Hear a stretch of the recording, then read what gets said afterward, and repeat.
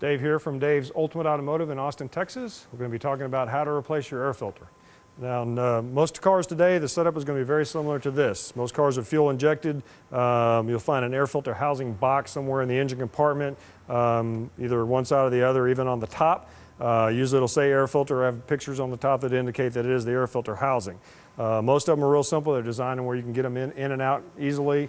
Sometimes might even describe it in your owner's manual. There's a couple things you need to be careful about. Like I said, most of them are like this. You're going to have some sort of clip arrangement, and then the box will kind of fold out of the way. Now you'll see I've got some sensors here, some wiring, so you want to be careful not to pull on any of those or damage those while you're doing this. The air filter would simply slide right out. I say simply, it should slide right out. This one obviously is brand new, but if it were dirty, it'd be dark in here, maybe some leaves in here. You should really check this every oil change. You don't know, sometimes little critters like mice or whatever get in here, can chew on these kind of things. So I go and check them every oil change and replace as needed. So real simple, comes right out.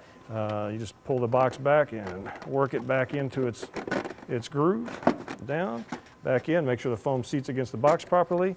The box back in place. Flips back on, and you're done.